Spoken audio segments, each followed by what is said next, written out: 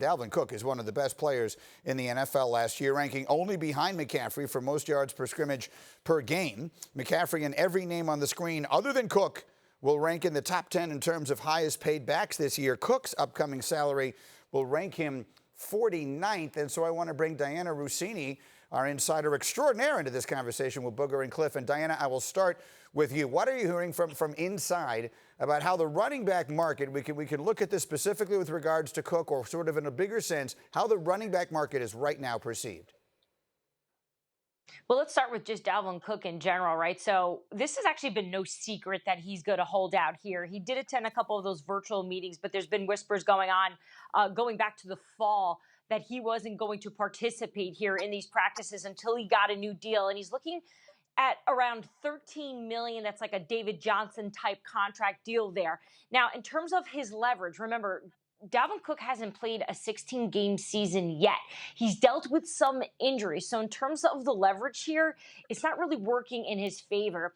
And let's just take a step back and look at this running back market from a whole, because there's a lot of running backs right now looking for new deals here. And Greeny, whenever I talk to GMs about how they feel about the state of the running back market at this point, their health and their usage is always brought up. Guys want to get paid for what they've done, not for what they can do. And that's really the issue you run into here at this point. So in terms of going forward here, the days of Ezekiel Elliott, which we saw that mega deal, Christian McCaffrey, who plays every down, you can look at that and say they are worth that money. But so many general managers in the league now feel that they can really get these running backs in the draft in those third, fourth, fifth rounds here. Now, Minnesota does have the money to pay him. It's just whether or not they think he's worth it. Right. I mean, basically, they draft these guys, they use them up in a couple of years, and then tell them they can't pay them because they have too much tread off of their tires. Booger, I'll just ask you directly. We've seen some of the moves that have been made. We've seen how they have turned out. Do you believe the Vikings, in this case, should go in big the way the Cowboys did and pay all this money to a running back? Well, I think they have to, Greeny. If you look at how valuable he is to their team and you understand what Mike Zimmer wants to do, let's not forget the backstory. Mike Zimmer fired John DeFilippo because he wasn't running the football enough. You bring in Kevin Stefanski to make this offense a more run-based offense.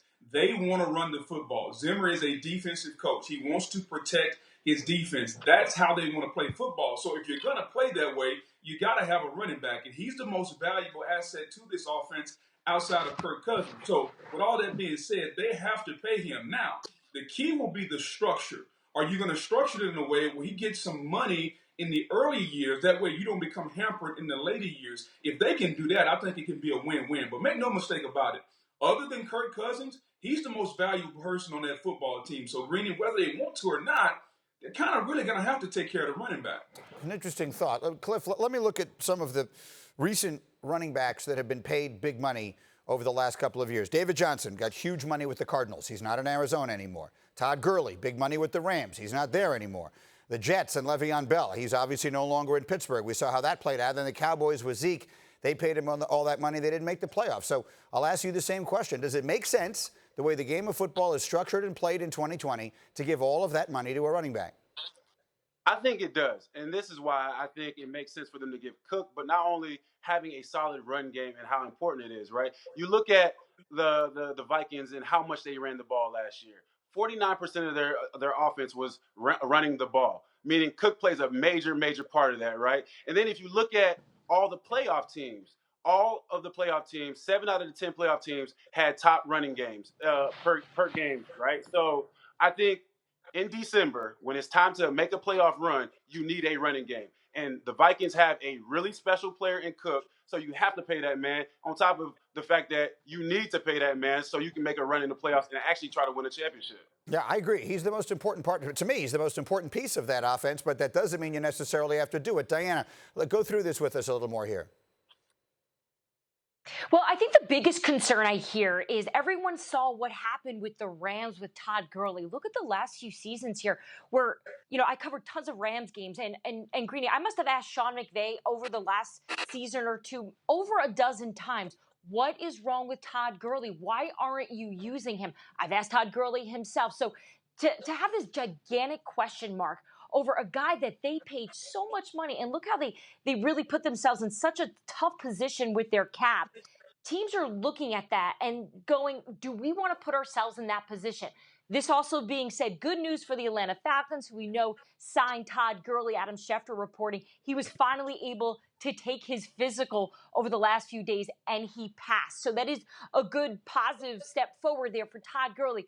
But again, there is a very dark cloud over running backs because so many teams saw what happened with Gurley, who was a magnetic player just a few years ago. There's a bunch of guys lined up behind this too, right, Booger? You got your Saquon Barkley and a lot of these other young running backs will be right behind these guys in line, because if you're a running back, you got to get your money as soon as you possibly can. Without a doubt. And Green, to your point, I don't think we can become afraid. Just because something happened with Todd Gurley, Ezekiel Elliott came out, even though the Cowboys' offense wasn't dynamic with the run game. They had a top-flight offense, but the run game wasn't what it was in the past. You can't be scared. Okay, Dalvin Cook has shown you over the last couple of years, yes, he's missed a couple games, but he's still by far the most productive run-pass option that they've had in that offense. So let's not become afraid just because it happened one time with Todd Gurley. Dalvin Cook has earned his money, and I think it's up to Minnesota and the Spielman up there to make sure he has an opportunity to get his money and he can impact the offense the way he has the last couple of years.